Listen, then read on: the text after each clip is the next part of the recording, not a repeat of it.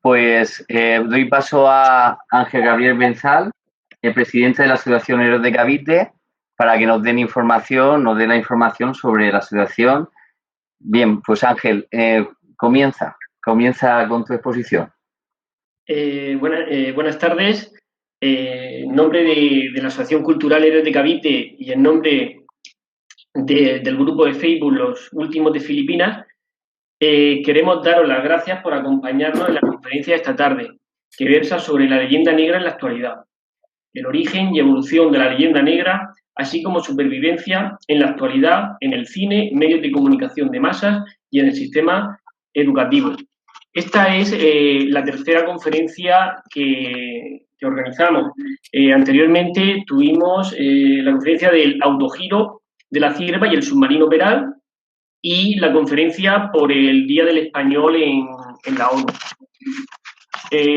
Hoy también es un día especial, estamos de cumpleaños, puesto que desde el Real Decreto del 28 de mayo, hoy es 28 de mayo, de 1785, nuestra bandera está con nosotros.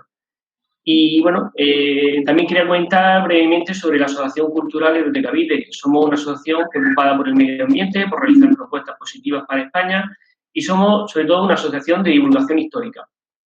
Hemos presentado escritos a la Consejería de Educación de la Región de Murcia, en la que proponemos cambios en el temario para luchar precisamente con el tema que vamos a tratar esta tarde, que es luchar contra la leyenda negra.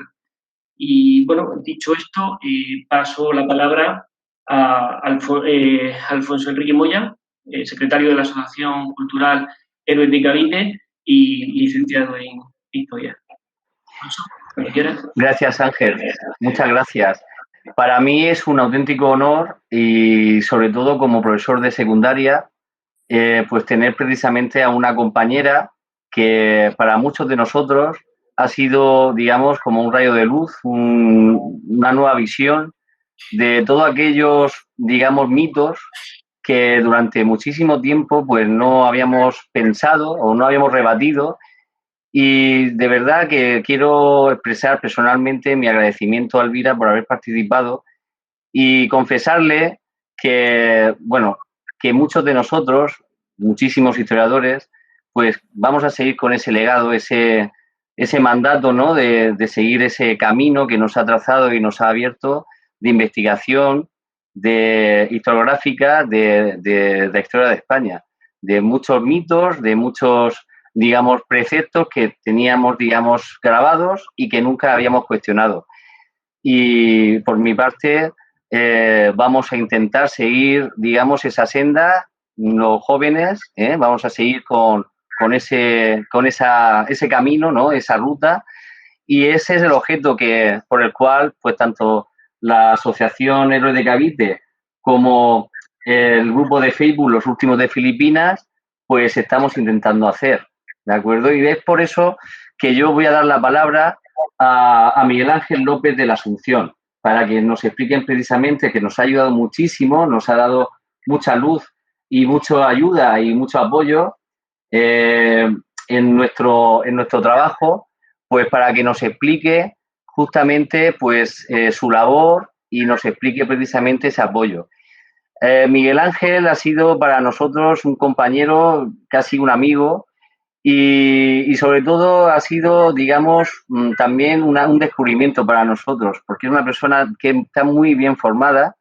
Miguel Ángel, licenciado en Filología Inglesa por la Facultad de Filología de la Universidad Complutense de Madrid, donde también cursó estudios de Filología Románica y además obtuvo el certificado de aptitud pedagógica por el Instituto de Ciencias de la Educación de dicha universidad. Además, es miembro de la Asociación Española de Historia Militar, asesor histórico de la Fundación Blas de Lezo, asesor a su vez de la Federación Española de Asociaciones de Historia y miembro de honor de la Asociación de Historia de la Universidad Carlos III de Madrid. En el campo profesional es director de comunicación de la editorial Actas. También ha escrito obras, ha publicado obras importantes, como por ejemplo es el libro dedicado a Los Últimos de Filipinas, Mito y Realidad del sitio de Valer, y además también ha colaborado en numerosos artículos, revistas como Historia Militar, Ejército, Armas y Cuerpos, Memorial del Cuerpo de Intendencia, Guerra Colonial, o también periódicos, también en formato también de periódico, como La Razón o El Ideal. Miguel Ángel ha impartido más de 60 conferencias, por tanto tiene mucha experiencia en ello, por toda nuestra geografía, en foros tan significativos como la Cátedra General Castaños de Sevilla, el Instituto de Historia y Cultura Militar de Madrid, los Centros de Historia y Cultura Militar de Baleares, de Ceuta y Pirenaico de Barcelona, Mando de Adiestramiento y Doctrina de Granada, General de Álava, Universidad de Carlos III, Juan Carlos de Madrid, Rey Juan Carlos de Madrid, Centro Cultural de los Ejércitos o los Ateneos de Madrid, Santander y Albacete, entre otros. Asimismo, ha sido comisario de la exposición Los Últimos de Filipinas, La Gesta de Valer, 1898-1899, de Guadalajara, y es fundador del grupo Facebook Los Últimos de Filipinas, con cerca de 6.300 miembros, y además con una experiencia de 12 años de actividad, que es el principal foro de investigación y debate sobre la gesta de Valer y los conocidos como los últimos de Filipinas, un hecho histórico de mucha importancia y crucial en el devenir de la historia de España. Bien, pues voy a dar la palabra precisamente a Miguel Ángel. Voy a darte la palabra para que nos expliques tu labor y digamos, tus primeros, tu opinión sobre esta conferencia. Pues muchísimas gracias, Alfonso. En primer lugar, dar las gracias a todos los interesados, pero primordialmente a María Elvira por aceptar la llamada de dos asociaciones o dos grupos de personas que tienen como principal objetivo, pues eso, defender la historia veraz y de alguna manera evitar esos mitos que no por mucho repetirse pueden manchar la memoria de unas personas y de unos hechos históricos que no se corresponden tal y como nos llegan en la actualidad. Quiero recalcar la importancia de intentar acercarnos a las fuentes y como todos estamos muy ocupados y tenemos muy poco tiempo, pues leer a la gente que se ha acercado a las fuentes y nos las quiere contar de manera pues veraz, como es el caso de Elvira, que tiene un libro fantástico. No sé cuántos ejemplares has llegado a vender. ¿140.000 puede ser, Elvira? María Elvira. Debe de estar por ahí, sí. Es que no me acuerdo ahora por qué edición íbamos, la 34, no me acuerdo, realmente no me acuerdo, pero en mayo, en abril del año pasado celebramos los 100.000 ejemplares, con lo cual, pues, deben de haber sobre 50.000 más. Yo como autor de ensayo puedo decir que eso es un sueño, es imposible y posiblemente todos los autores de ensayo en un año no lleguemos a vender los libros que ha vendido María Elvira de Imperofobia. Por algo será. No aparte de porque es un libro fabuloso, sino porque ha abierto los ojos a muchos que vivían pensando que lo que nos han contado o nos vienen contando desde fuera es cierto. Y no es así. No todo lo que viene de fuera es mejor. Nosotros tenemos una historia fantástica y no podemos permitir que alguien por intereses económicos, por intereses políticos, la manipule. Y por eso yo os animo a acercaros a las fuentes y en la medida de lo posible, pero como todos estamos muy ocupados, acercarnos a los libros que nos ahorran ese trabajo. Yo siempre lo digo, yo estuve 20 y tantos años para llegar a mi libro. Yo no intento convencer a nadie. El libro está ahí, pero sí que os ahorro 20 años de trabajo, 20 años de viajes y 20 años de archivos. Luego cada cual que lo lea y que decida cuál es su visión sobre los héroes de Valer. Pero yo os aseguro que después de la lectura ninguno va a seguir pensando que eran unos locos, que eran unos insubordinados o que eran unos imbéciles. Como hasta hace nada en el cine nos han contado alguna novelita, algún documental que no sé por qué intereses manchan el honor y la verdad. Y de eso trata hoy la conferencia, cómo esa leyenda negra está, de alguna manera, tergiversando esa verdad histórica, esa realidad, esa veracidad, no solo en los libros, no solo en las universidades, no solo en los institutos, sino también en el cine, por ejemplo, o en el teatro o en los medios. Y yo me muero ya por escucharte, María Elvira. Muchísimas gracias. Bueno, María Gracias Elvira. a vosotros. No sé si se me ve. ¿No? Sí, se te ve bien. Se te ve mejor porque ahora como hay mejor calidad de imagen gracias al wifi, porque creo que el wifi ha mejorado la señal, se te ve mucho mejor, María Elvira. Pero yo no me veo en absoluto. O sea que no sé dónde estoy, no sé si estoy bien sentada o estoy torcida o estoy en la mitad de la pantalla. Está perfectamente. Se te ve perfectamente. Se te ve perfecta, sí. María Elvira, ¿qué iba a decir? Voy, digamos, a leer, digamos, tu trayectoria, aunque hay cosas que no están ahí, que todos nosotros hemos dicho. Es decir, esa valentía moral, esa ganas de investigación, esa ganas de abrir nuevos campos, a muchos que nos gusta la historia, eso no aparece ahí. Pero bueno, voy precisamente a leer tu trayectoria, que es muy amplia, muy rica. María Elvira Roca Barea, para los pocos que no lo conocen, o gente que a lo mejor no podría conocerla, pero que va a conocerla hoy, es licenciada en Filología Clásica y Filología Hispánica, se doctoró con una tesis sobre retórica medieval, ha sido traductora y paleógrafa y ha enseñado latín y lengua y literatura española en España y en Estados Unidos, tiene 5 libros publicados y docenas de artículos en revistas especializadas y congresos. Sus trabajos de investigación han tratado principalmente sobre retórica clásica y medieval, edición de manuscritos en latín y romance, caballería y literatura caballeresca en Oriente y en Occidente. Sobre todo el éxito de su ensayo Imperofobia y leyenda negra, Roma, Rusia, Estados Unidos y el Imperio Español en 2017, la ha convertido en popular. Ha recibido la medalla de Andalucía en el año 2018 y acaba de ser galardonada con el premio al mejor libro de no ficción del Gremio de Libreros de España. Actualmente da conferencias y cursos dentro y fuera de nuestro país y es colaboradora habitual tanto del diario El País como del diario El Mundo. En 2018 publicó una colección de relatos breves titulada 6 relatos ejemplares y en 2019 fue galardonada con el premio Espasa de ensayo por su libro Fracasología, España y sus élites desde los afrancesados a nuestros días. Eso no es verdad. Y dicho eso, María Elvira, decirte que muchísimas gracias, que te doy paso en este momento y que somos todos oídos y somos unos privilegiados por tenerte aquí y poder escuchar tus palabras. Bueno, espero que se me oiga bien, ¿se me oye bien?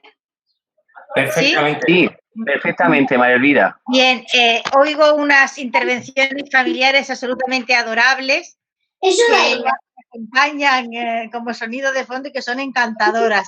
Y yo diría que no las quitarais porque me encanta todo esto. No, voy a ir al grano directamente después de agradecer a Alfonso Enrique, a Miguel Ángel y a Ángel Gabriel que me invitaran a dar esta conferencia.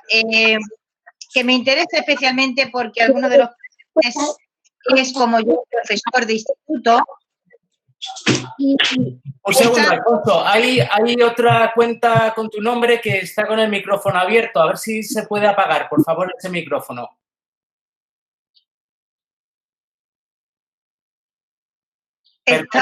Perdona, Elvira, perdónanos. Sí, estaba yo diciendo que os agradezco la invitación y muy especialmente la oportunidad de hablar a algunos profesores, que es algo que yo, en fin, ha sido y es una prioridad para mí, ¿no? El título que le pusimos a la conferencia, lo de la leyenda negra en la actualidad, requiere una pequeña paradilla. Yo no voy a extenderme mucho, que se hacen muy pesadas las conferencias largas. Para explicar algo que tenga que ver con la leyenda negra en la actualidad es necesario reflexionar sobre lo que la leyenda negra en sí es. Es decir, la leyenda negra es un palincesto, es el nombre que damos a una sucesión de tergiversaciones que se han ido acumulando a lo largo del tiempo por distintos motivos, ¿no? El más grande o el más evidente o el más conocido y comprensible para todos es que efectivamente hubo un gran imperio en el mundo que fue el Imperio Español y que ese gran imperio generó a su alrededor una propaganda de contestación a esa hegemonía que, pasado el tiempo, se solidificó como un estado de opinión pública y como la visión canónica de ese imperio, cuando la propaganda que contra ese imperio construyeron poderes más pequeños que ese imperio que contra él lucharon. Hasta ahí esto es comprensible, pero luego hay una serie de circunstancias, podríamos decir una tormenta perfecta y malvada, que hacen que la situación se complique mucho más. Es decir, a la habitual imperiofobia que todo imperio más o menos soporta, hay que unir varias consideraciones agravantes. Una de esas, y no me extenderé mucho, es un cisma religioso, tremendo asunto, nunca del todo bien estudiado y comprendido en su relación con la leyenda negra del Imperio Español. Es decir, cuánto de esa leyenda negra del Imperio Español no forma parte de la propia leyenda negra del catolicismo fabricada durante las guerras de religión. Ahí en ocasiones es extraordinariamente difícil separar lo uno de lo otro, porque el Imperio Español se erigió en el gran campeón del catolicismo, como no podía ser de otra manera. Y digo que no podía ser de otra manera porque todo imperio que en el mundo aparece se transforma en el garante del statu quo y de la ley vigente. Ningún imperio es revolucionario, por definición. Es decir, los imperios son sistemas de estabilización política de grandes territorios y, por lo tanto, enemigos sistemáticamente. En ese sentido, todos los imperios son conservadores, aunque sean extraordinariamente innovadores. Ese es un factor. Pero el otro factor más grande aún es que después de la desaparición del imperio siguió existiendo una cosa que se llamaba España. Y entonces, por una extraña perversión de la relación entre significantes y significados, se estudia España como si fuese una especie de cosa que existía previamente, se expande y luego se reduce. Y entonces, esa España que al parecer ahora lleva ese nombre es la misma cosa que era en el siglo XVI, lo cual es una visión completamente disparatada, ahistórica y estúpida. Es decir, entonces tenemos que, cuando el Imperio Español desaparece en un proceso de guerras civiles exponencial, digamos de gigantes, un Big Bang, yo le llamo el Big Bang del Imperio Español, ¿no? Cuando estalla desde el interior, porque el Imperio Español estalla desde el interior, no sin ayuda desde luego externa, pero fundamentalmente estalla desde el interior y aparecen pequeñas repúblicas o pequeñas entidades políticas aparentemente independientes o que conservan al menos a lo largo del tiempo los estándares externos de soberanía. Otra cosa es que realmente sean naciones independientes de facto. Eso es otra historia, la dejaremos ahí, no la vamos a tratar. Pero el hecho es que aparecen un montón de entidades políticas nuevas que surgen en la primera mitad del siglo XIX y se entiende que España es algo que preexiste a esa aparición de entidades políticas nuevas y que, por lo tanto, es algo que viene de muchísimo más atrás. No es este mi punto de vista. Yo creo que la historia es cambio y evolución. Es decir, yo creo que la España actual, la España en la que nosotros vivimos hoy, es un producto del Big Bang del Imperio Español. Es otro fragmento político que surgió cuando el Imperio Español estalló.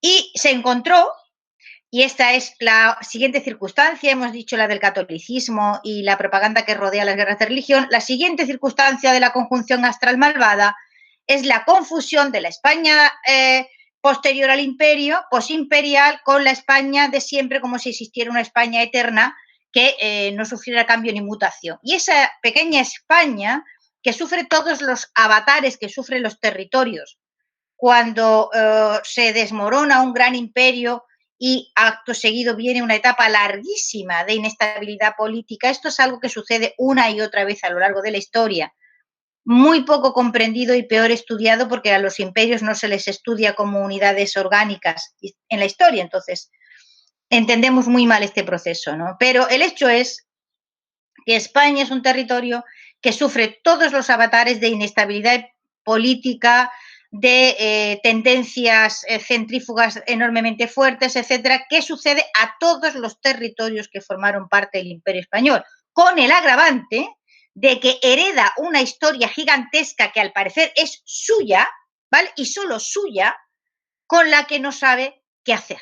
Esta es la situación. O sea, la situación es que España, pequeña, extraordinariamente endeudada después de las guerras napoleónicas, sujeta a movimientos centrífugos fortísimos durante la segunda mitad del siglo XIX hasta que Cánovas consigue estabilizar más o menos la situación, parece ser que es la misma España de siempre y hereda una historia que le viene grande, que no sabe dónde poner y con la que se está dando cabezazos constantemente.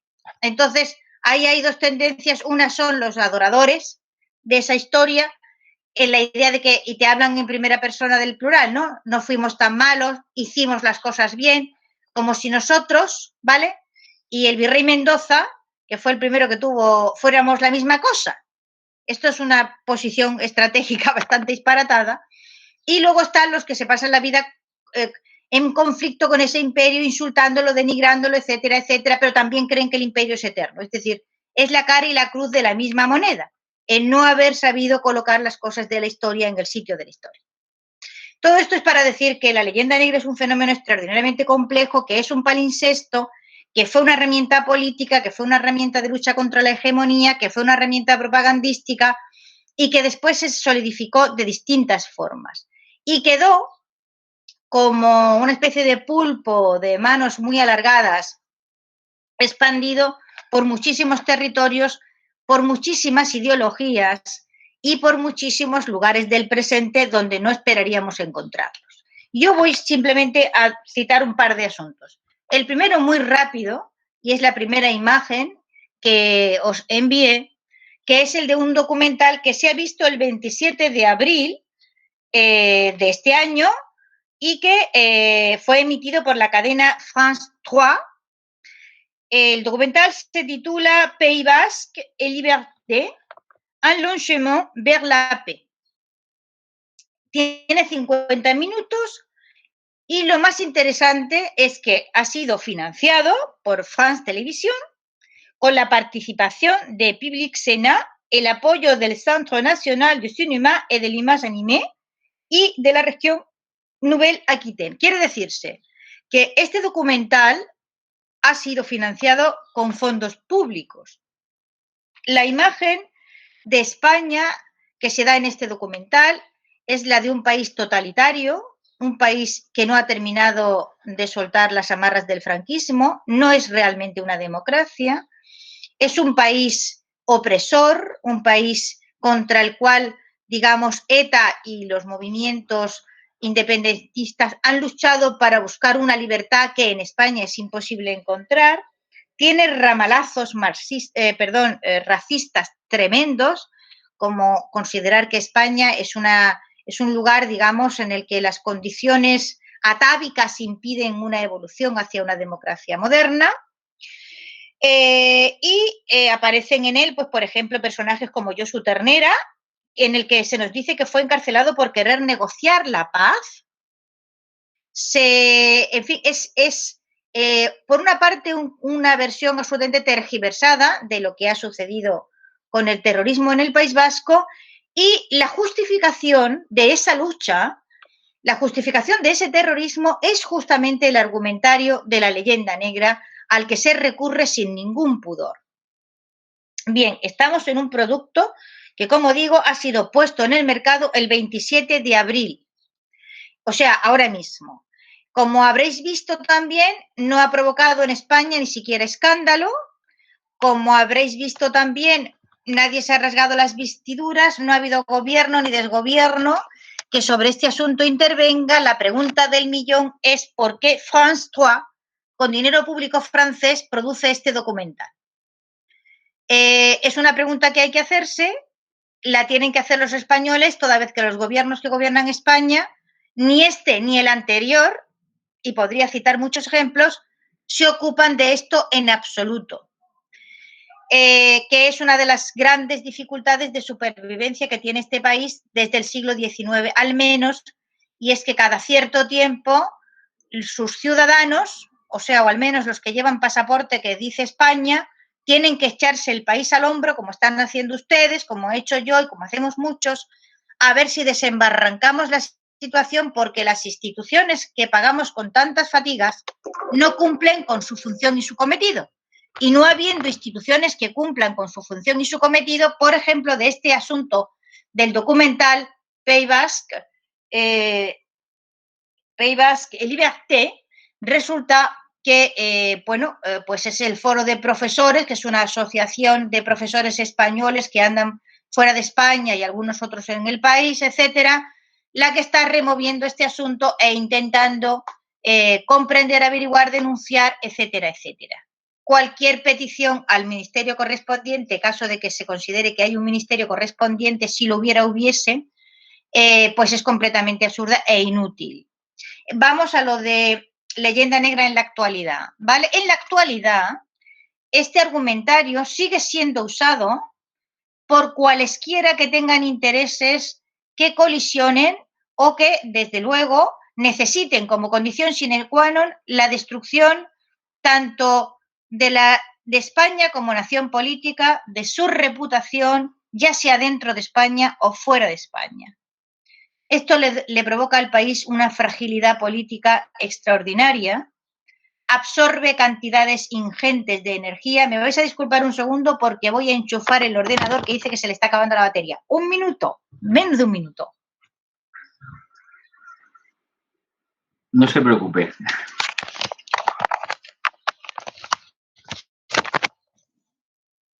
Ya está, ya he resuelto el tema de la batería.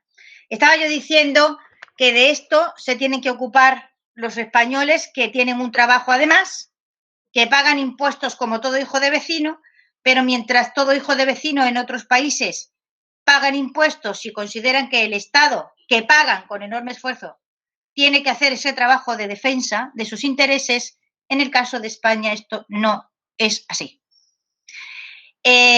Y una parte importante de la explicación de por qué es la propia leyenda negra y el hecho de que dentro de España, entre sus élites intelectuales y políticas, la corriente más prestigiosa, y esto está así desde el siglo XVIII, ha considerado siempre que ellos son mejores, que se parecen más a los europeos, si aceptan este argumentario y si lo defienden, si aceptan la idea de que España es un país más intolerante que los demás y la denuncian, si aceptan la idea de que este es un país que es una vergüenza entre las naciones civilizadas, como dice el documental de France 3, y que ellos, pues, si repiten ese argumentario, son casi como si fueran franceses, o sea, una alegría enorme, ¿no? Muy por encima de sus conciudadanos, muy por encima moralmente e intelectualmente y por todos los medios. Bueno, este es un ejemplo, fíjense que está calentito, acaba de salir. Pero yo voy a lo que me va a llevar la mayor parte de la exposición, que son los libros de texto, que son una cosa interesantísima y yo algún día terminaré publicando un libro sobre España en los libros de texto.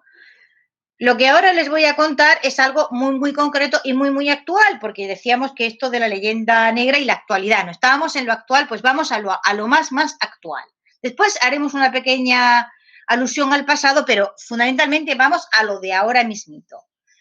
Que son libros de texto en segundo de bachillerato, por concentrarme y no hacer esto muy largo, ¿no? Hay un bloque de contenido, los que se dedican a la enseñanza que me están escuchando lo saben, en segundo de bachillerato, que tiene el título exacto de La formación de la monarquía hispánica y su expansión mundial 1474-1700. Lo voy a repetir otra vez, no olviden el título ¿vale? No olviden el título del bloque para segundo de bachillerato. La formación de la monarquía hispánica y su expansión mundial 1474-1700. Quédense con las fechas.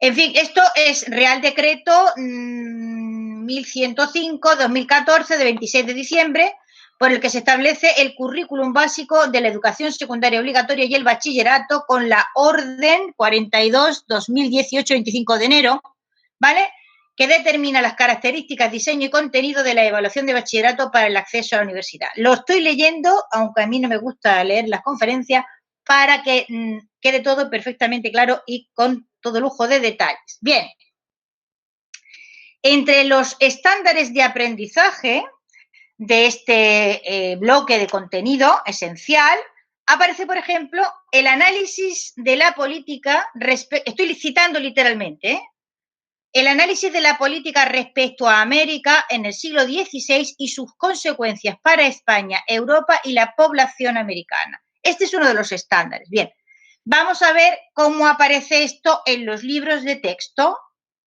que vamos a mencionar. Vamos a tratar aquí de los siguientes libros de texto, fundamentalmente. Podríamos ampliar y no es distinto el panorama. Fundamentalmente los libros de Santillana, de Vicent Vives y de Anaya, que son por ese orden, o sea, Santillana primero, Vicent Vives después y Anaya en tercer lugar, las tres editoriales que se llevan la palma en cuanto a distribución y venta de libros de texto en España. O sea, la que más es Santillana, sigue Vicent Vives y Anaya. Luego hay otras más que algunas veces las puedo mencionar, o sea, detrás de estas tres sigue SM y ¿cuál es la otra? Y Casals, ¿no? Son las 5 fundamentales, pero nosotros nos vamos a concentrar en las 3 primeras, ¿no? Tanto las 3 que os he mencionado como otras que también he mencionado que venden menos, como más que podría mencionar, comparten características comunes entre sí. Es decir, prácticamente recogen una misma visión de lo que podemos llamar ese bloque de contenido, es decir, esa es la visión de España en América o del imperio de la monarquía hispánica transcontinental que un alumno de segundo de bachillerato va a estudiar y va a recibir, ¿vale? En la edad de 16, 17, 18 años, dependiendo de si ha repetido mucho o ha repetido poco, ¿no? Lo que va a estudiar este alumno es, por lo tanto, semejante con independencia de las editoriales y lo que es mejor y más chocante, es lo mismo prácticamente que hubiera estudiado, digamos, si consideramos que estamos en la etapa post de final de la Constitución del 78, que es donde yo creo que estamos, hubiera estudiado lo mismo hace 20 años, pero hubiera estudiado lo mismo en la transición hace 40, pero hubiera estudiado lo mismo en el postfranquismo, en los años 60, hubiera estudiado lo mismo en el periodo de la guerra, o sea, posterior a la guerra civil, es decir, en el periodo de posguerra, pero hubiera estudiado lo mismo prácticamente en la República y hubiera estudiado prácticamente lo mismo en la época de Primo de Rivera y en el tiempo de Cánovas, en la época en que era el plan Pidal el que gobernaba. Es decir, si tiramos para atrás de los hilos, nos daremos cuenta de que lo que han ido estudiando los españolitos de su historia a lo largo del tiempo es prácticamente lo mismo. Yo siento muchísimo no poderles enseñar libros antiguos para que los vieran, porque no estoy en mi casa pasando el confinamiento, o como dice la gente de mi pueblo, el confitamiento, y no se lo puedo enseñar. Pero créanme que el panorama no es muy distinto. Vamos a analizarlo un poco, ¿vale? Por una parte, se indica, estamos me baso ahora mismo en Santillana, Vicent Vives y Anaya. El rasgo principal en este bloque temático es que la presencia española en América gira en torno a la figura de Fray Bartolomé de las Casas. El planteamiento, por lo tanto, se circunscribe a una serie de hechos que he ido enumerando y que son los siguientes. 1. Se idealiza a una sociedad indígena que es una y edénica. Todos los indios son el mismo indio. Se trata a los naturales como un todo homogéneo y se hacen generalizaciones de este tipo. Cito literalmente. Cada vez que cite literalmente lo diré. Esto es el libro de Anaya. Cito literalmente del libro de Anaya, página 87. Dice, los naturales poseían un sistema educativo, un mundo moral y artístico y formas de relación humana en continuada evolución creadora. y no se hace más distinción entre aquellas poblaciones indígenas que tenían una cultura sedentaria ya muy desarrollada y eran capaces de producir alimento, entre los que cultivaban rozas, entre caníbales y no caníbales, entre gentes como por ejemplo los fueguinos o los habitantes de la península de California que estaban en el Paleolítico, no conocían más que el fuego, realmente no sabían producir vestido, etcétera, etcétera. Todos vivían, al parecer, en un mundo moral y artístico, en continuada evolución y poseían sistemas educativos. Bien. Por lo tanto, tenemos la primera, que es el Edén indígena. Se da a entender que estos indígenas, digamos, formaban un sustrato común de población, es decir, todos respondían a una serie de características comunes y vivían en armonía. O sea, había una unificada comunidad indígena que era, al parecer, la misma y que vivía en un mundo en el que no había conflictividad, ni había guerras, ni había dificultades, ni había nada. Estaban todos en esa evolución, digamos, hacia un mundo mejor, ¿no? Se desprenden igualmente ideas del dominico, como la de la bondad natural de los indios, se recoge también el mito del buen salvaje de Rousseau y se contrapone al malvado civilizado europeo, o sea, español, con esos indígenas que estaban allí tranquilamente viviendo en un mundo que era prácticamente ideal. Dice, y estoy citando Vincent Vives, página 42, los conquistadores llegaron con armas y animales desconocidos, por lo que los indígenas en ocasiones se sometían sin apenas resistencia. Y seguimos. Los europeos y españoles en particular son todos malvados y depredadores. Y todos los indios, insisto, son el mismo indio, están en los mismos niveles de civilización, todos comparten las mismas características y entre ellos no hay ninguna clase de conflictividad. No se alude prácticamente nunca a los pactos que los españoles hicieron con poblaciones indígenas que tenían una vida bastante conflictiva entre sí y, por supuesto, se omite absolutamente a los negros. Los negros no existen, no se sabe por qué, pero los negros no tienen... Lo mismo que Fray Bartolomé consideraba que era ideal importar negros para trabajar, para dejar a los indios en fase de evangelización, total, los negros no tenían alma, pues aquí tampoco en nuestros libros parece que los negros tengan derecho a una presencia efectiva, lo cual se contradice enormemente con lo que vamos sabiendo, porque es que tenemos que ir sabiendo de ese imperio en su etapa primera, que es que había una enorme cantidad de población negra. Y si eres tan amable, te agradecería que pusieras la imagen 2, que es un documental que se ha hecho a partir de una investigación arqueológica cuyos resultados se han dado a conocer hace muy poco, una arteria del imperio. Lo que ustedes van a ver ahí es el anuncio de, es el cartel que se ha hecho sobre ese documental, que les recomiendo absolutamente porque pone boca abajo prácticamente todo lo que nos han contado acerca de la primera etapa del Imperio Español, ¿no? Y es un trabajo en el que ha participado la Universidad Pablo de Olavide de Sevilla, ahí aparece Abecenia Aram, y aparecen, en fin, un montón de investigadores y gentes de campos muy distintos, campo de la arqueología, de la genética, etcétera, etcétera. Voy a contar en 3 palabras en qué ha consistido esta investigación. Esta investigación se ha hecho en el contexto funerario de la Catedral de Panamá. La Catedral de Panamá es una de las primeras ciudades y esta catedral fue una de las primeras y más importantes. Con el tiempo, en fin, no se cuidó y se fue viniendo abajo. Pero los enterramientos, tanto internos como externos de esa catedral, se conservan. Y lo que se ha hecho ha sido un estudio arqueológico de esos enterramientos. Me molesta citarme a mí misma, pero al final de Imperio Fuego yo decía que la historia del Imperio Español la van a contar los arqueólogos. Bueno, pues la están contando ya. ¿Qué es lo que nos cuentan? Para empezar, una gran cantidad de población mestiza, de distintas razas, muchos negros, una gran cantidad de población africana y, sorprendentemente, poniendo en cotejo o en relación las testamentarías conservadas en el Archivo de Indias, la documentación que ahí está con lo que se ha conservado en esas tumbas, nos encontramos con que claro, evidentemente un lugar donde hay enterramientos, las gentes de un nivel social muy superior tienen los mejores lugares y por lo tanto tiene o debería tener y de hecho tiene una posición privilegiada dentro de la catedral. Pero lo asombroso es que esas personas enterradas en esos lugares privilegiados de la catedral, resulta que no son todos españoles, ni siquiera la mayoría. Hay población mestiza, hay población africana, hay muchísimas mujeres.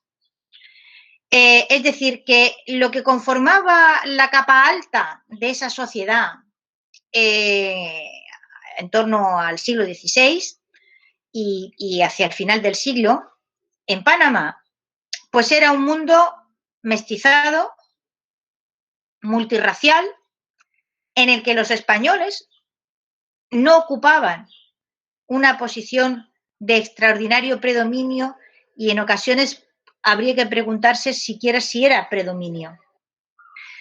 Les aconsejo que vean esta arteria del imperio porque pone boca abajo completamente todas las ideas preconcebidas que tenemos sobre este asunto. Pero desde luego este no es el punto de vista que nos encontramos en el libro de texto, donde tenemos, uno, lo que les he dicho ya antes, es la idea de Fray Bartolomé de las Casas, del Edén indígena y todos los indios son el mismo indio. Dos, los españoles y los europeos en general son todos malvados y depredadores. Los africanos, punto tercero, no existen, nunca existen. ¿Por qué no? Pues no se sabe. Y finalmente, las afirmaciones de las casas sobre los españoles cuyo único móvil es el lucro, la búsqueda de oro, esto es obsesivo, constantemente solo se alude al comercio de oro, la extracción de oro y los españoles llevándose el oro y la plata de América, que estos españoles violentos y destructivos, en un momento determinado, esto como política se aplica también a la corona. Pero ojo, que esto es fantástico y les he dicho antes, fíjense que arriba, el título del bloque, la expansión de tal, se recuerdan las fechas, ¿no? 1474, 1700. Es decir, que esta política depredadora, esta política de extracción de metales, esta política brutal con respecto a los indígenas, a los que se esclaviza, etcétera, hablaremos de eso, sucede solo en el periodo Habsburgo, ¿vale? Que es el título del bloque, con unas fechas que yo les he insistido en que no las olviden, ¿vale? Hasta 1700. Es decir, en el momento en que entra por la puerta del palacio, bueno, en aquella época era el Alcázar de los Austrias y tampoco se fue Felipe V a vivir allí porque no le gustaba, pero en fin, en el momento en que llega la nueva dinastía, parece ser que todo esto se termina. Es una cosa extraordinaria.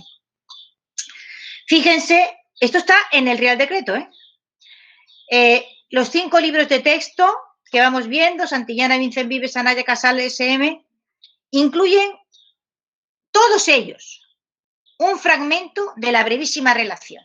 O sea, el único texto de la época que merece ser citado con relación a la presencia de españoles en América y a la expansión del Imperio Español, el único texto de la época que merece ser citado es la brevísima relación de Fray Bartolomé de las Casas. Estos libros son de 2016, 2017 y 2018.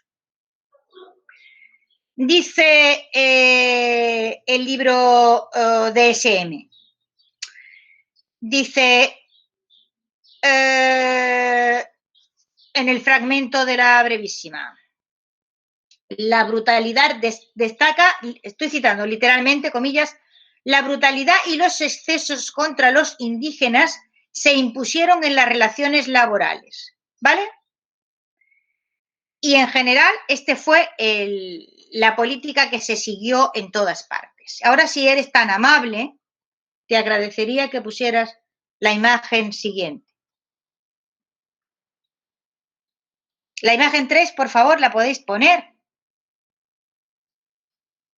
¿Me oís? Bien.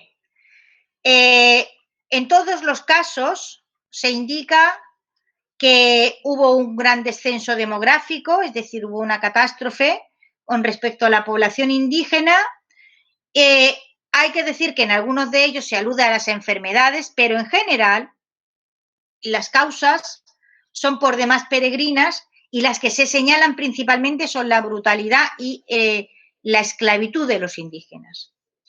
La editorial Vincent Vives señala que entre las principales causas del desastre poblacional fueron, y señalo y digo estos comillas, o sea, comillas, cito literal, muy especialmente las duras condiciones de trabajo impuestas por los conquistadores, así como la presión tributaria y la disposición de tierras a las que fueron sometidos.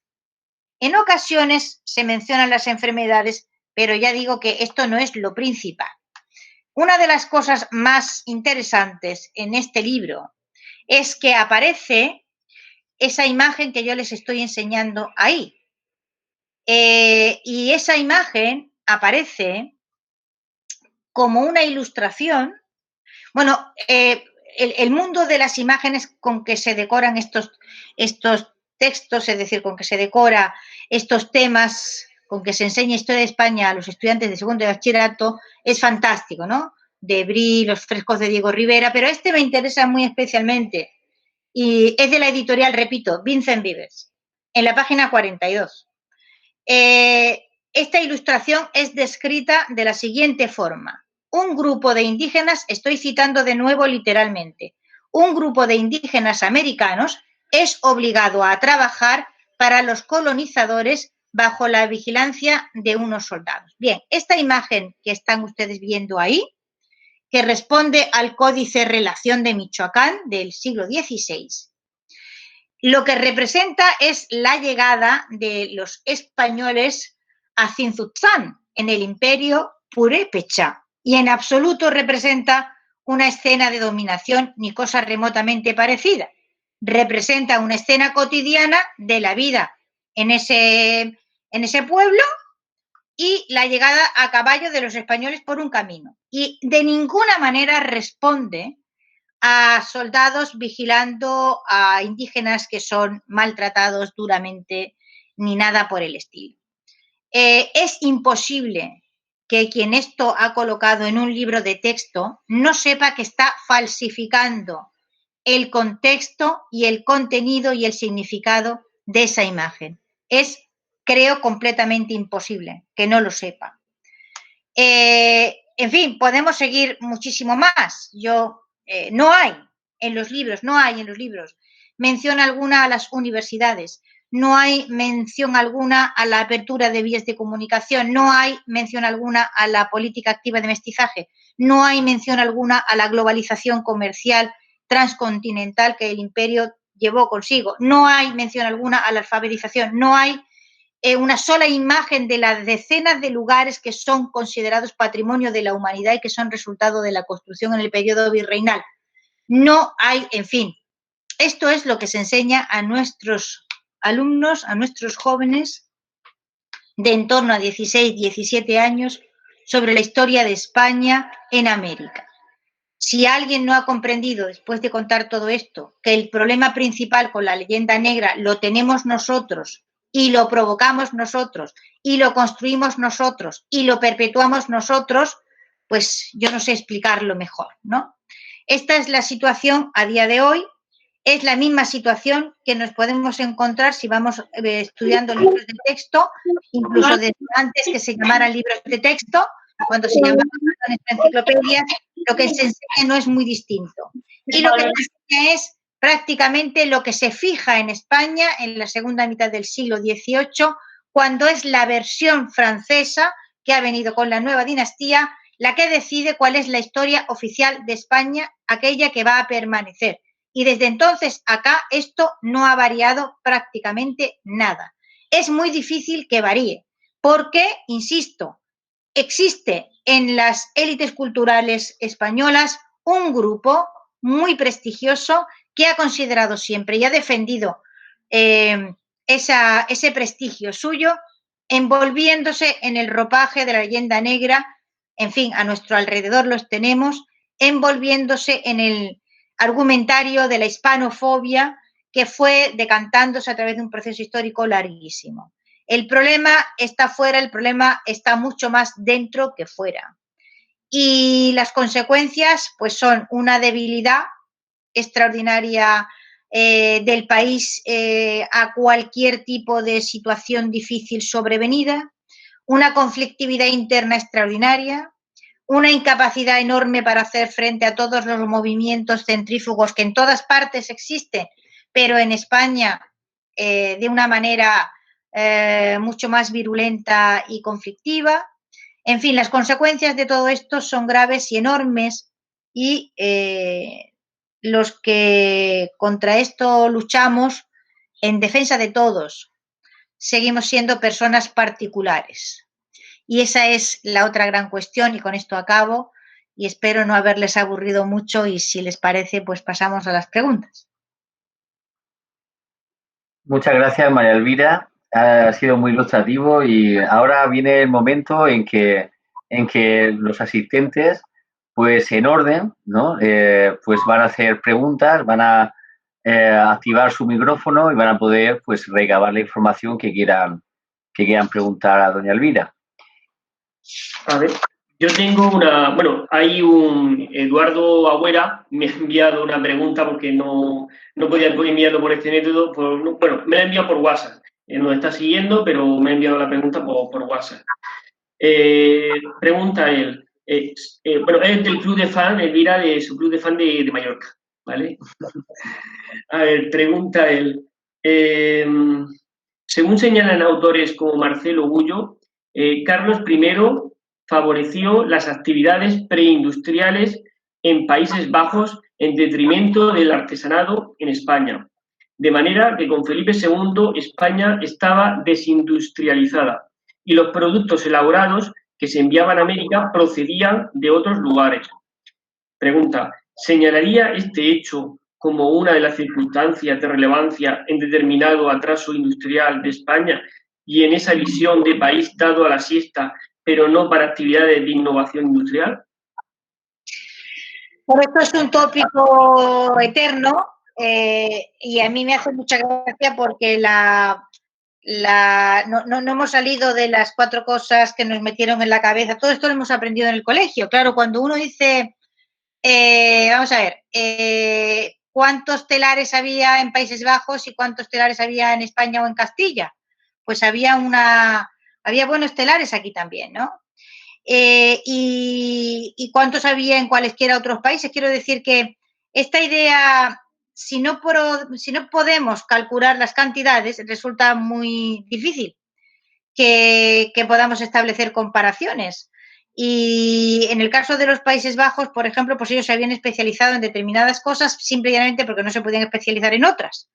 Es decir, porque era un territorio eternamente deficitario en la producción de alimentos y enormemente sujeto a grandes crisis que venían aparejadas a las crisis agrarias que tenían que ver con la falta de alimentos. O sea, que estaba importando comida, vamos, constantemente, ¿no? Por lo tanto, necesitaba producir y ganar dinero por otras vías. No es la situación de aquellos lugares en los que la producción de alimento ha sido... Bueno, y ya en ese planteamiento solo falta lo de la inflación por la llegada del oro y la plata y la gran crisis económica provocada por la afluencia de metales de España a Europa, provocando la gran crisis del barroco, que al parecer ahora resulta que no tuvo nada que ver con España, sino que fue más bien un asunto relacionado con el clima, por ejemplo, ¿no? Quiere decir que cuando yo me enfrento a estas ideas de... es que en España ha habido poca iniciativa. Bueno, esto dicho así es como decir en el cielo hay estrellas. ¿Cuándo y dónde? ¿Y en qué punto en concreto? Porque la revolución industrial es cierto que no pasa en España. Bueno, no iba a pasar todo en España siempre, ¿no? Quiero decir que ya habían pasado muchas cosas. Estaba bien que de pronto pasaran cosas en otro sitio. Quiero decir que esta especie de machaqueo en el que si en España pasan cosas que no son exactamente iguales a las que están pasando en la tríada, digamos, la tríada capitolina, ¿no? Francia, Inglaterra, Gran Bretaña, pues entonces es que estamos mal o estamos bien. Es decir, usted tiene un rasero de medir y lo aplica a España. Ese rasero de medir se lo aplica fuera.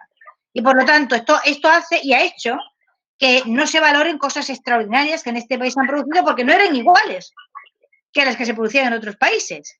Y así hemos tenido que importar una enorme cantidad para importar, o sea, por importar hemos tenido que importar hasta el siglo de oro. No lo sabemos porque ya no lo estudiamos, pero el siglo de oro español fue importado desde el exterior, porque nuestro siglo de oro se olvidó. El teatro clásico se olvidó. Y Dios bendiga a los ingleses que conservaron el fervor por Cervantes y lo pudimos reimportar, porque si no también se hubiera olvidado Cervantes en el siglo XVIII. Es decir, nuestra visión del periodo Habsburgo está absolutamente trastornada por lo que ha venido después. Y hay que hacer como una especie de planteo general, o sea, echar de nuevo los cordeles como se hacen en las excavaciones arqueológicas y levantar planta, porque voy a dar un dato. La economía china hasta las guerras del opio era el 40%, guerra del opio la primera, ¿no? Creo que es 1837, era el 40% del Producto Interior Bruto del mundo. Y el principal socio comercial que China tenía era el Imperio Español. Así que a lo mejor tenemos que reconvertir nuestras ideas sobre el comercio español, sobre su importancia en el desarrollo de una economía global, sobre el desarrollo de una economía monetaria a nivel planetario con el Real de A8. En fin, a lo mejor tenemos que sacarnos de la cabeza determinadas cosas que nos hemos metido en ella a fuerza de intentar que todo lo que pase en España, para que sea bueno o válido, tiene que ser igual. O sea que si no tenemos exactamente los mismos telares que tenían en los Países Bajos, la liamos. Entonces, ¿cómo hemos mantenido el de Medina del Campo a lo largo de los siglos? Que fue una de las ferias comerciales más grandes de Europa. Cositas raras, ¿no? Sobre las que tenemos que reflexionar. Vamos a pasar a otra pregunta. No voy a extenderme tanto porque si no vamos a tardar. Elvira, tengo preguntas aquí para ti. Tengo a Mercedes Temburi, que le gustaría preguntar sobre el virrey Mendoza. Mercedes, ¿puedes habilitar tu micrófono y preguntarle directamente a doña Elvira? Elvira, hola, ¿cómo estás? Muchísimas gracias por tu charla y me gustaría preguntarte, al calor de esa ilustración tan bonita que nos has puesto con tamemes, es decir, con hombres que cargaban a lomos de sí mismos las cargas, ¿qué fue lo que hizo el virrey Mendoza, que yo creo que te lo he oído a ti, para eliminar la carga en seres humanos? Bueno, si el virrey Mendoza es el primer virrey que tiene la Nueva España, ¿no? Marcha a... Es un personaje, es un granadino, un personaje extraordinario, que por supuesto no está en los libros de texto, porque quien tenemos en los libros de texto es al Botarate de Fray Bartolomé de las Casas, pero no a un hombre como Antonio Mendoza, granadino, que hablaba árabe, que hablaba un montón de idiomas, y que fue enviado cuando ya estaba muy fogueado en distintos servicios a poner orden en la creación de un virreinato al otro lado del mar, experiencia inédita que él se tuvo que inventar. Prácticamente se inventa la estructura de ese virreinato, ¿no? Y uno de los grandes trabajos del virrey Mendoza, aparte de crear instituciones de educación superior para los hijos de los caciques indígenas, aparte de fundar hospitales, aparte de comenzar los trabajos para la desecación del sistema lacustre en el que está Tenochtitlán fundada, fue que echó sobre sus lomos la tarea de cambiar el sistema de transporte de todo un continente. El animal más grande que había en América era el ser humano. No había otro bicho más grande, por lo tanto, todo el transporte de mercancía que se hacía en América, y se ha visto en esa imagen que está ahí, era a lomos humanos, normalmente a través de unas estructuras que se cargaban a la espalda con forma más o menos de barril, también de cesta, se llamaban tamemes en náhuatl. Y esto era ineficiente, destrozaba la espalda de la gente al cabo de un relativo tiempo, era raro que un tameme pudiera aguantar más de 20 años haciendo esa clase de trabajo. Había tamemes de muchas clases. Había tamemes que eran esclavos y eran poseídos, o sea, sus dueños eran indígenas que tenían esclavos, es decir, eran empresarios que tenían esclavos y hacían ese trabajo. en otros casos eran trabajadores libres, en otros casos eran hombres asalariados que trabajaban. O sea, había mucha clase de actividad en torno al comercio con los camemes, que era, digamos, insisto, el sistema de transporte que había, no había otro. Entonces empieza la importación de burros, de caballos, la producción de mulos y el gigantesco esfuerzo por el que se consigue que a mediados del siglo XVI 140 trenes de mulas circulen diariamente por el camino de Veracruz. No sé si se dan ustedes cuenta de la bestialidad del cambio que se ha operado, pero hay que echarse a pensar un rato en que Mendoza, sin provocar ningún conflicto, tiene que ir cambiando las condiciones del transporte sin arruinar a los empresarios indígenas, sin provocar conflictividad social, haciendo que los autónomos pasen de llevar las cosas en sus lomos a adquirir un burro o adquirir un mulo. Tiene que abrir caminos que permitan el tránsito para cuadrúpedos, necesita herbajes con el que esos animales se puedan alimentar, ha creado postas. No sé si ustedes se dan cuenta de la enormidad de esto. Me gustaría que lo recapacitaran durante un rato y se dieran cuenta de lo que enseñamos a nuestros alumnos en segundo de bachillerato y de lo que no enseñamos. ¿Cuánto hizo Mendoza por la especie humana? ¿Cuántas espaldas evitó que se destrozaran y cuánta gente que muriera con las espaldas destrozadas? Pues imagínense la enormidad del cambio que él consiguió operar. No, por supuesto, no durante el tiempo de su gobierno no fue posible hacerlo todo, pero él deja instrucciones para el siguiente virrey para que continúe y le explica muy bien cómo tiene que hacer las cosas y le explica muy bien que tiene que procurar que ese cambio de actividad se haga sin violencia, en el sentido de que hay que incentivar a los dueños de esclavos para que cambien esos esclavos por animales. En fin, es un trabajo extraordinario que ustedes probablemente no conocían y que la mayor parte de los españoles no solo no conocen que se hizo, sino que ni siquiera sabemos que el virrey Mendoza existió y que es uno de esos hombres que verdaderamente merecerían un monumento en la historia de la humanidad. Elvira, doña Elvira, tengo una pregunta también de Javier Nadal Iniesta, que quiere preguntarte. Él es profesor también de secundaria aquí en Murcia y voy a darle paso. Javier, abre tu micrófono. Hola, Alfonso. Hola, Elvira. Lo primero, ha sido un placer escucharte. Lo segundo, como bien ha comentado Alfonso, hemos sido compañeros.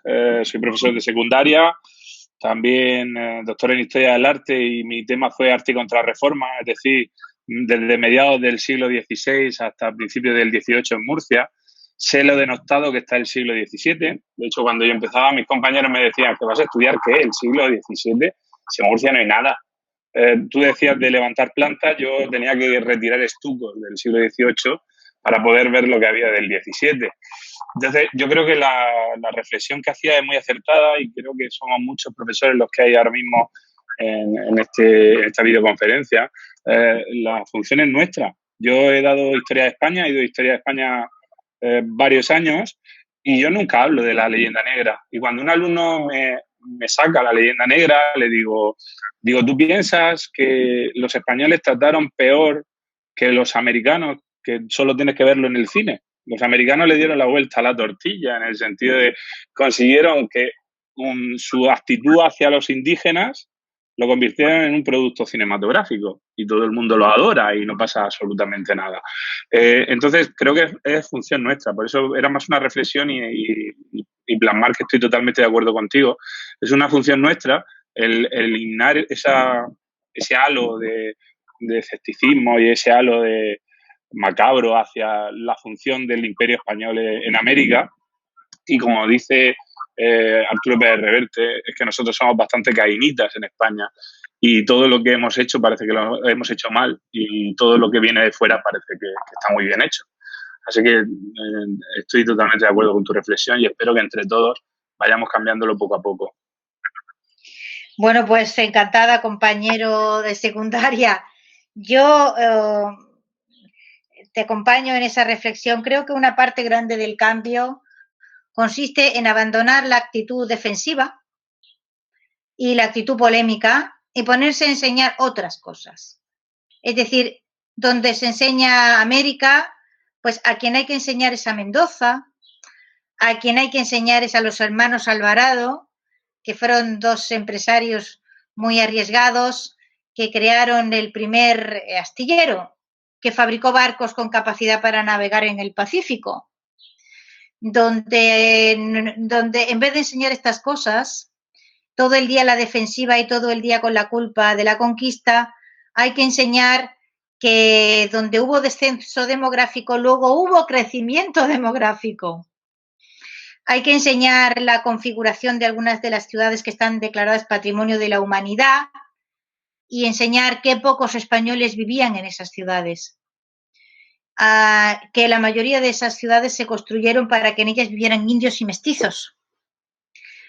Hay que contar que el primer gobernador que tuvo Tenochtitlán era un indio que se llamaba Pedro Tetzoatrin, que desde el primer momento que los españoles se movieron por América, se movieron acompañados de indios y de mestizos, matrimoniaron y mestizaron las distintas razas.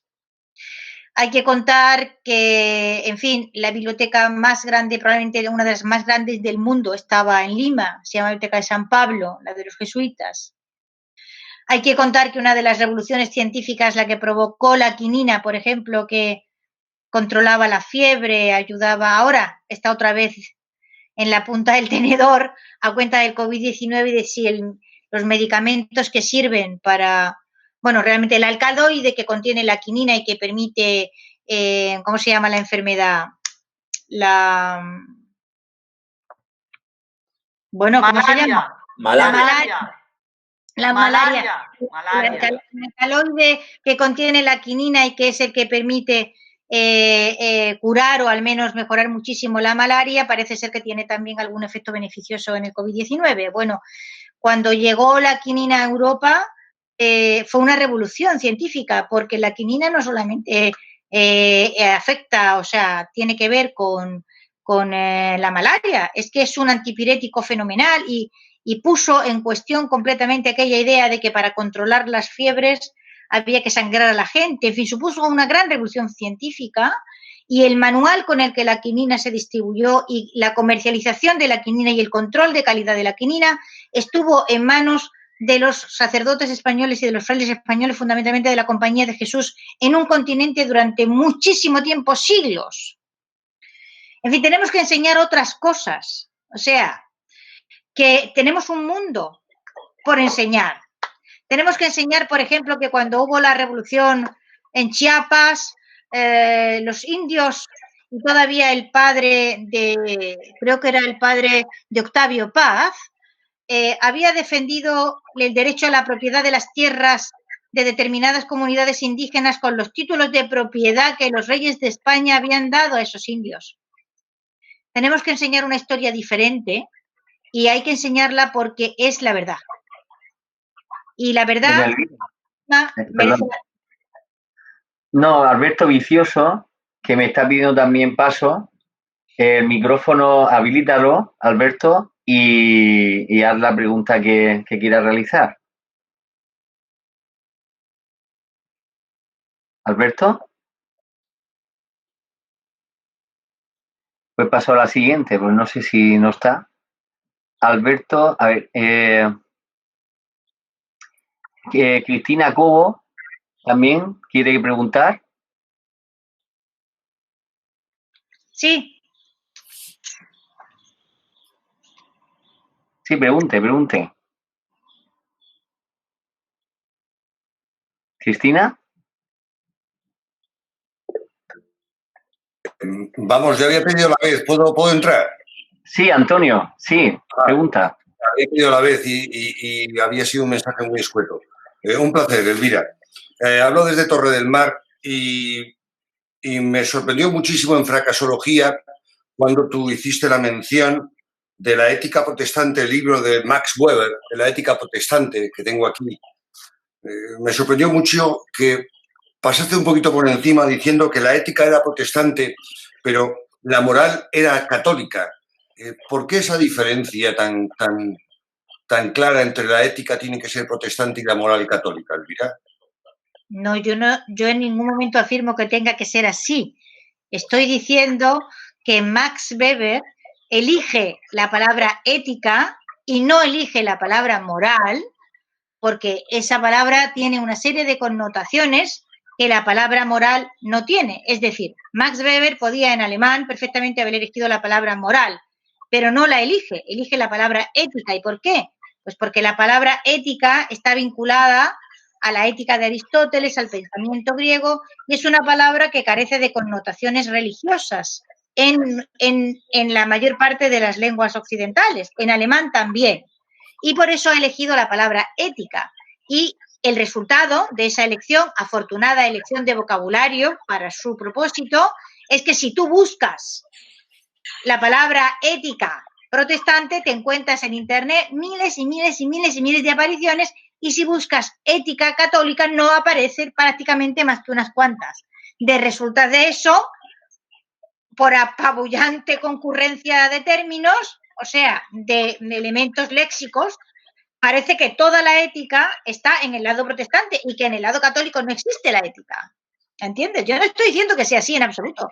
Lo que estoy diciendo es justificando, intento explicar las razones por las cuales Max Weber hace unas determinadas elecciones en cuanto al vocabulario e intentando que mi lector se fije en el hecho de que la elección de las palabras nunca es gratuita, ni se hace sin intención, ni sus consecuencias son blancas. Las consecuencias normalmente son trascendentes y las consecuencias de la elección de vocabulario de Weber ha sido esta. Gracias, Elvira. Bien, ¿De qué? muchas gracias, Elvira. Vamos a pasar ahora a Francisco Carlos de Miguel. Francisco, me has dicho, ¿tienes preguntas para Elvira, Francisco? ¿Puedes preguntar? ¿Se me escucha? ¿Se me ve bien? Sí, perfectamente. Vale. Gracias. Bueno, soy Francisco, llamo desde Alicante, o asisto desde Alicante. Soy de Madrid en cualquier caso, algunos ya me conocen. Elvira, muy amable, me ha encantado. Y empezaré simplemente, voy a tratar de ser breve, pero me parece curioso que cuando yo estaba en EGB Book y estudiaba con libros de SM, pues me ha recordado que efectivamente yo estaba estudiando y me sorprendía que había cosas que yo iba estudiando pero no veía una correlación. Fíjate con qué edad ya me estaba dando cuenta que habían cosas que yo leía o estudiaba y no tenían sentido. Pero en cualquier caso, yo ya me estaba empezando a centrar en qué se podría hacer, ¿no?, para paliar todo esto, tanto internacionalmente como interiormente. Creo que va a ser muy complicado, lejos de, como propones, cada uno desde nuestro granito de arena, que no es poco, pero lo vería muy complicado. Exposiciones, museos, no sé, ¿cómo puedes arreglar que un texto educativo cambie? Yo creo que está todo muy politizado, ¿no? Lo vería complicado. Yo hice Ciencias de la Comunicación en Estados Unidos. Allí peleé bastante con mucha gente, sobre todo por la historia de España respecto a allí. Y efectivamente las palabras muchas veces son escogidas con mucha intencionalidad. Eso lo ves a diario en las noticias. Mi pregunta es, aparte del trabajo que podamos hacer como este y todos nosotros, ¿qué más se puede hacer internacionalmente? Crear, no sé, algún tipo de centro que como Instituto Cervantes no cuida la lengua española en el mundo, pues una cosa similar, pero que cuide la historia de España, ¿no?, que la cuente verazmente. ¿Y qué podemos hacer nosotros? ¿Qué podemos hacer, Francisco de Alicante? Lo que estamos haciendo por tierra, mar y aire, quiero decir, no podemos hacer más que sembrar y no cejar, quiero decir, bueno, mira, yo escribí un libro contra toda esperanza, que era como un mensaje metido en una botella y tirado al mar, y lo mandé a la editorial y lo olvidé. Realmente lo olvidé. Y de pronto, pues se pasó algo que era absolutamente inexplicable, ¿no? Quiero decir que es muy importante que nosotros entendamos el problema interno que hay vinculado a esto. Que lo entendamos, porque si no lo entendemos no sabemos actuar adecuadamente.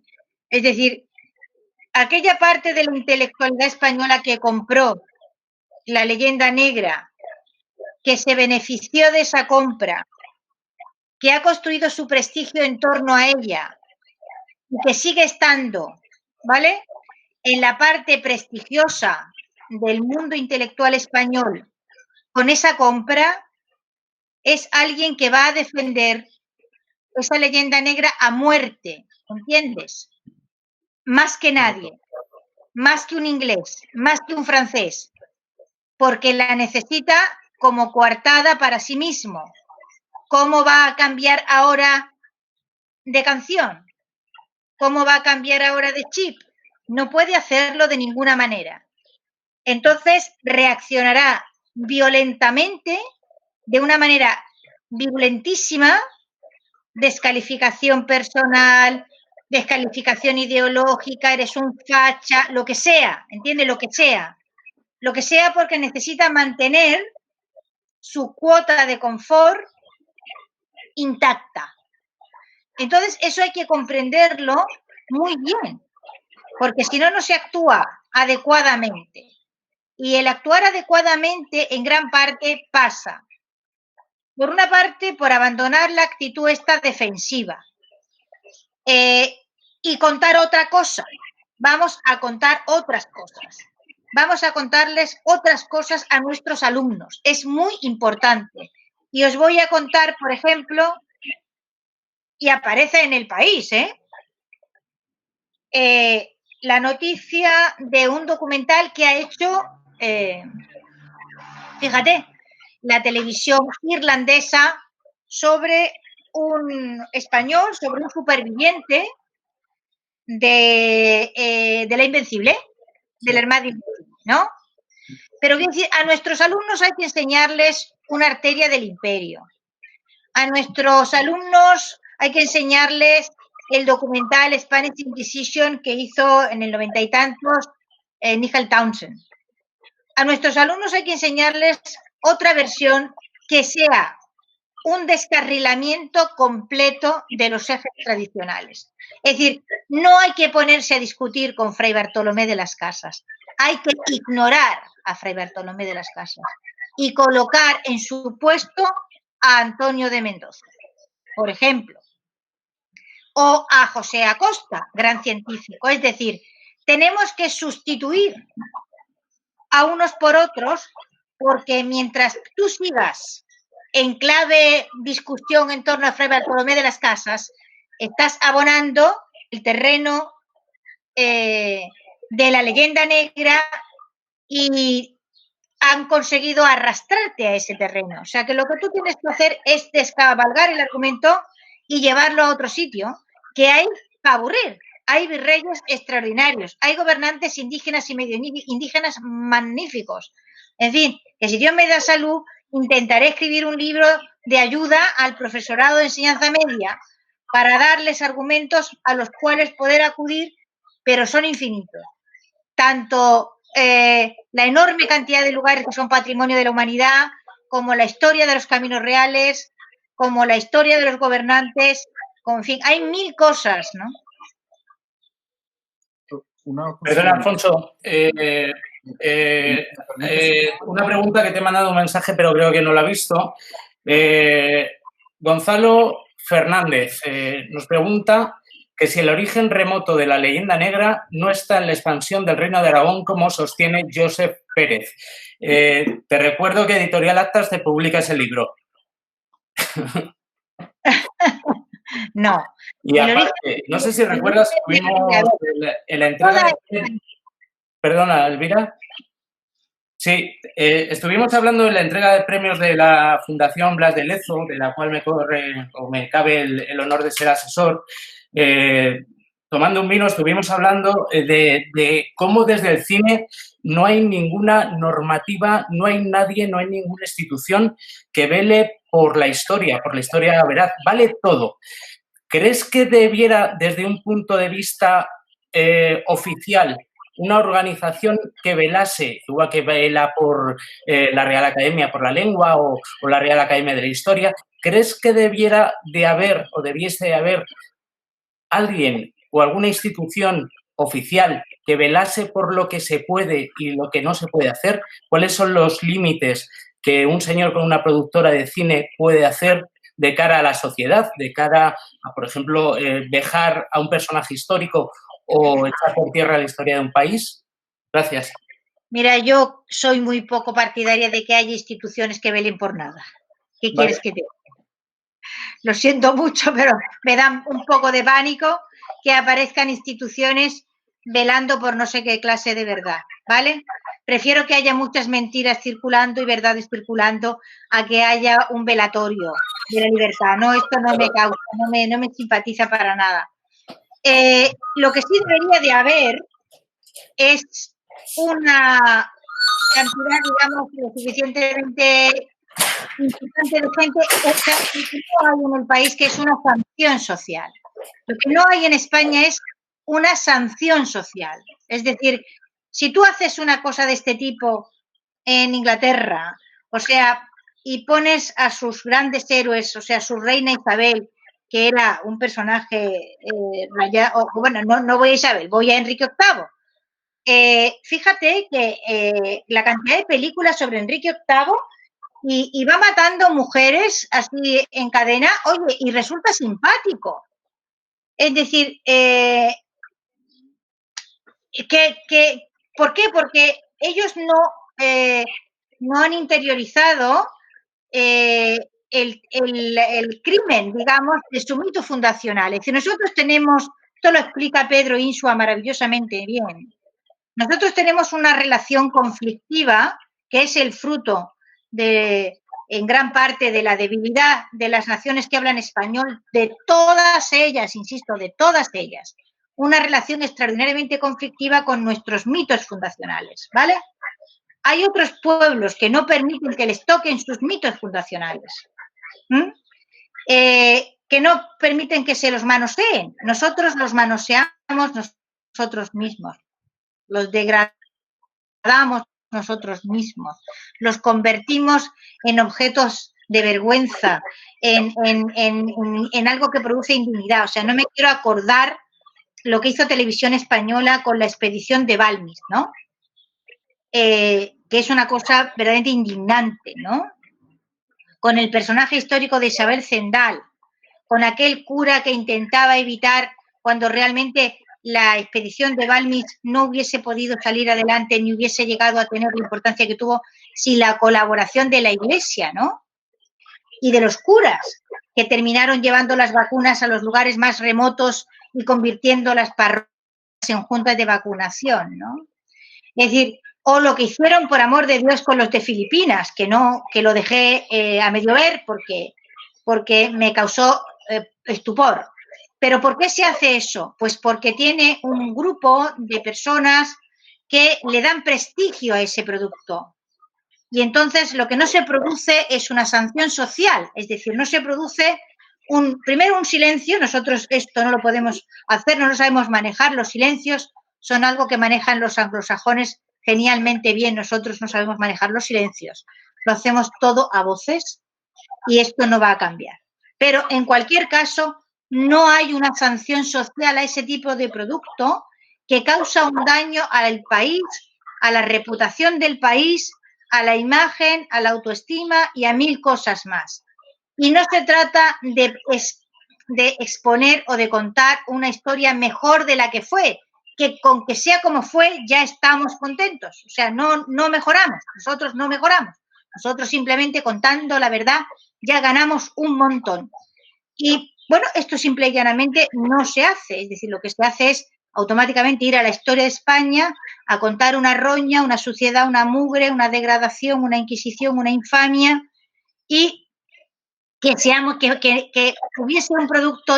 Ustedes cojan, háganse una prueba, agarren los diálogos de Master and Commander y trasládenlos al contexto español, ¿vale? O sea, donde dice Inglaterra, diga España, donde dice tal, diga cual, y ya verán que si alguien hubiese hecho alguna vez una película como Master and Commander, de fascista para abajo no lo cambia nadie.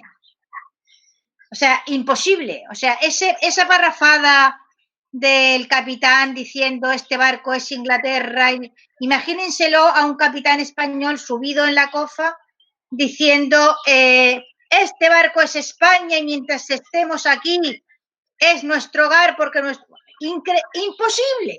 O sea, no hay cineasta en España ni actor en España que sea capaz de hacer eso sin quererse meter acto seguido debajo de una mesa camilla. ¿Y por qué? Porque le van a salir detrás, ¿vale?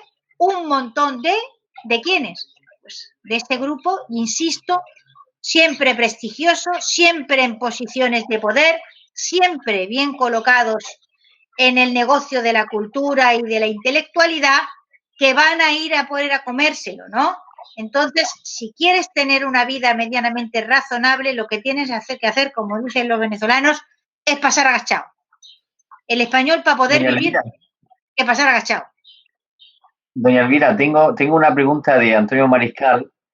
Me ha dicho que tiene una pregunta, no me la ha indicado aquí en el chat, pero que voy a recabar su participación para que realice la pregunta que quiera hacer. Habilite el micrófono, Antonio. Sí, muy buenas de nuevo. Estoy un poco, he buscado muchos datos en la historia, he leído muchos libros sobre aquella entrevista que tuvo Franco con Hitler en Hendaya, Elvira. En verdad, Hitler pensaba que era un generalillo despreciable. ¿Cómo nos libramos de la Segunda Guerra Mundial? ¿Por qué? ¿Por qué concretamente crees tú? Hombre, yo creo que España no entró en la Segunda Guerra Mundial porque no podía más. O sea, porque estaba en unos niveles de destrucción que era difícilmente soportable, ¿no? Y luego a Franco no le interesaba en absoluto entrar en aquella guerra, porque si se hubiese entrado en aquella guerra probablemente no hubiera habido una dictadura de 40 años, ¿no? Es decir, en aquel momento en que se decidían cosas muy serias para Europa, pues se decidió abandonar España a su suerte, y eso fue lo que pasó. Es decir, cuando ha habido una oportunidad de dejar a España fuera del juego, se la ha dejado fuera del juego. No es que esto sea una cosa que haya ocurrido exclusivamente con España, ¿eh? O sea, lloramos con un ojo si pensamos lo que le ha ocurrido a Polonia en el siglo XX, que ha sido verdaderamente el reino de la infamia. La política que con respecto a Polonia se han seguido por los países que supuestamente son los grandes padres de Europa a los que debemos imitar y cuya excelencia moral nunca alcanzaremos jamás de los jamases porque están ahí en una posición verdaderamente extraordinaria.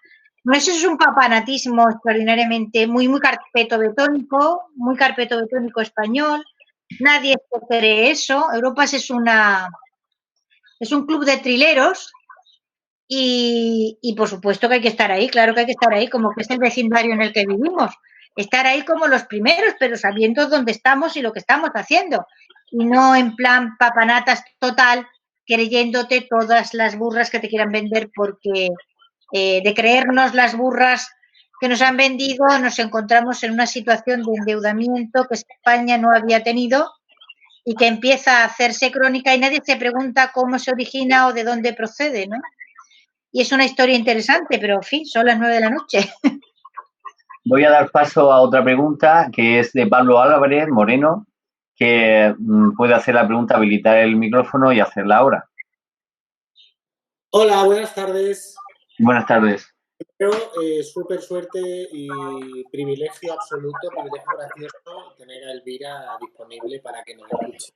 A nosotros, mindundis absolutos. Elvira, bueno, estoy con mi hermano y yo, estamos los dos escuchándola con todo el placer del mundo. Le hemos escuchado varias veces decir de estas élites desertoras, estas élites que son élites porque las han colocado ahí, pero que realmente son, bueno, ¿qué hacemos con ellas? ¿Las pasamos por el cuchillo? ¿Qué hacemos con ellas? A ver, España no siempre ni en todo momento ha tenido élites incapaces, ¿eh? O sea, si las hubiera tenido siempre incapaces, pues estaría ya una situación balcánica, ¿no? Yo insisto una y otra vez en que yo me he referido y estudio a ese grupo dentro de las élites españolas que se perpetúa desde el siglo XVIII y que está dispuesto a comprar cualquier clase de mercancía con tal de que no sea española y a repetir el complejo carpetobetónico de la España horrible, mala, etcétera, etcétera. Y al prestigio que ese grupo tiene. La dificultad de esto está en que ese grupo es prestigioso. La palabra prestigio es muy importante. La palabra prestigio es fundamental. Cuando no se tiene prestigio, estás vendido en todos los sentidos. Porque no tienes prestigio frente a ti mismo ni tienes prestigio frente a los demás. España tenía un pequeñísimo prestigio que se lo ganó con un enorme esfuerzo durante la transición y en los últimos 10 años se ha ido al carajo por efecto interno y externo. Es decir, este país tiene unas tendencias balcanizantes que son enormemente potentes. Las tiene desde el siglo XIX. Insisto en que esto tiene que ver con la explosión del Imperio Español. Es un problema complejísimo que a esta hora, que son las 9:05 de la noche, yo ya no me siento capaz de ponerme a explicárselo. Pero lo que debemos hacer, lo que tenemos que hacer es, cada uno en su sitio, crear parroquia.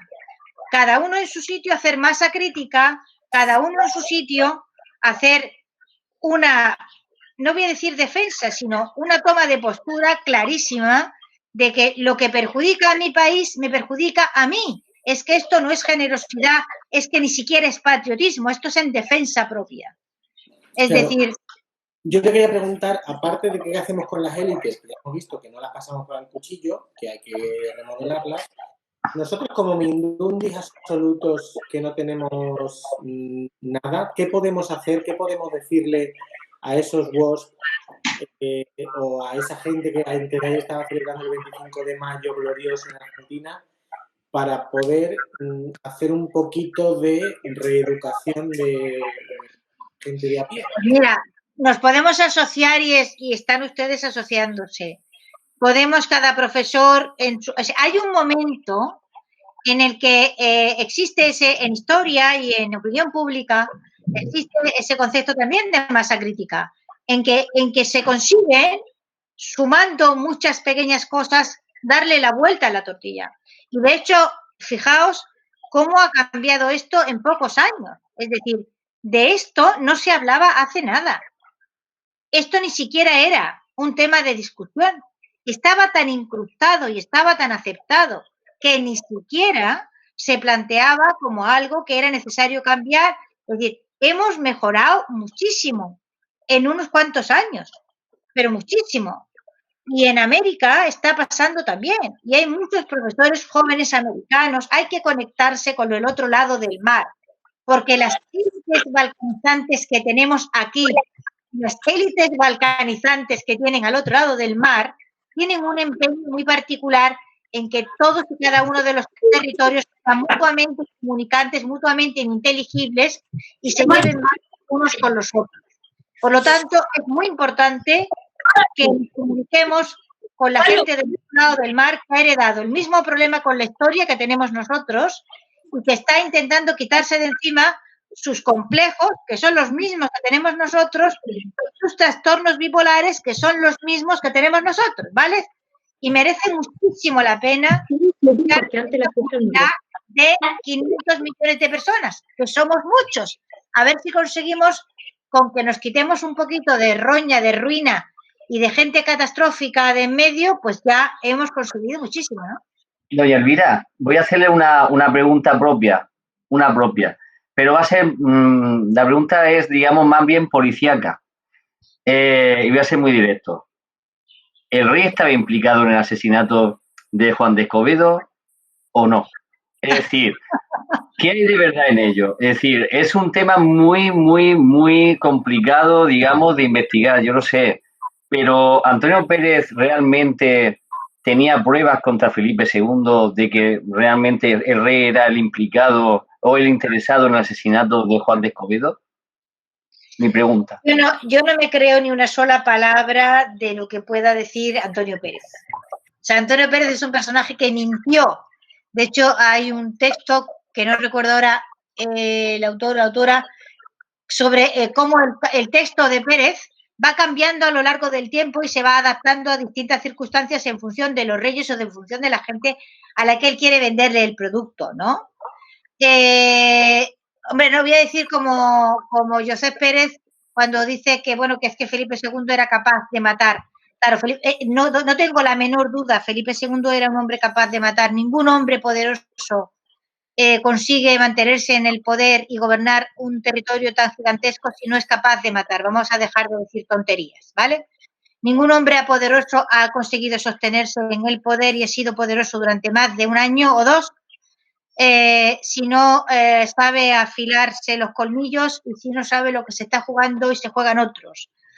El asunto está en que entre un hombre que en función de la enormidad de sus responsabilidades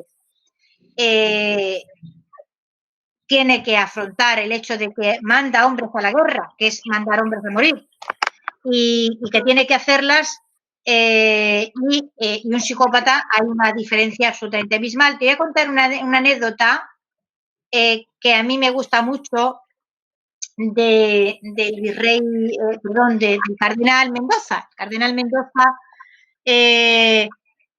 que está intentando convencer al rey. Fíjate si Felipe II se lo pensaba una vez o dos o tres antes de declarar una guerra, antes de mandar hombres a morir, y está intentando darle las vueltas a ver cómo se puede arreglar el asunto con Milán y Francia, a ver si consigue encontrar una posición que evite el conflicto.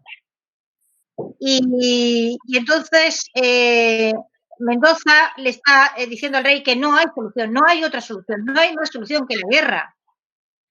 Y entonces el rey insiste en que es preciso buscar una solución, pero no se les ocurre cuál es la solución. Y Mendoza le contesta, señor, la guerra es la solución de lo que no tiene solución. Y Felipe II le responde, ¿cómo se nota que no son tus hijos los que tienen que ir a morir? Porque es un clérigo y no tiene hijos, ¿no? Es decir, que entre el extremo de pensar que el rey era una especie de psicópata, oye, os voy a recomendar un libro que se acaba de publicar hace poco sobre las ciencias y Felipe II, pero me tenéis que permitir que me levante y encienda la luz porque me estoy quedando a oscuras. No te preocupes, Elvira. El título, tengo que mirar el papel. Es un libro sobre Felipe II.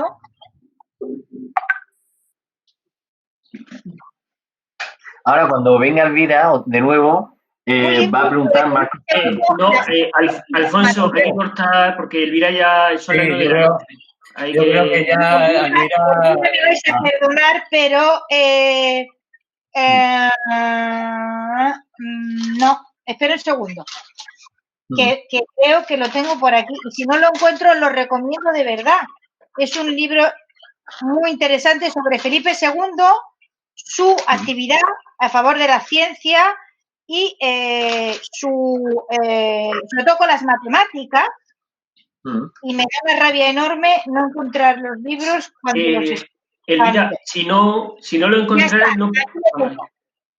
El autor es un granadino, Eduardo Bataner, y el libro se llama, lo ha publicado Almuzara, un cosmógrafo en la corte de Felipe II. Y nos enseña un lado totalmente distinto de Felipe II como amante de las ciencias, protector de las ciencias y de las artes, enormemente aficionado a las matemáticas que crea el primer centro de estudios superiores de matemáticas que existió en Europa. Y como digo siempre, hay que irse a otros temas, ¿vale? No hay que estar toda la vida discutiendo con Fray Bartolomé, ni con los grabados de Debris, ni con la Inquisición. Hay que irse a otro asunto, a otras historias que están por contar, que son tan verdaderas o más que las que tradicionalmente han amueblado la leyenda negra y que la inmensa mayoría de la gente no conoce. Y yo os agradecería, porque me estoy quedando afónica, que diéramos... Muchas gracias, Elvira. Aquí vamos a dar por concluido esta conferencia, que ha sido, podemos seguir y seguir, digamos, recabando información. De verdad que ha sido muy ilustrativo.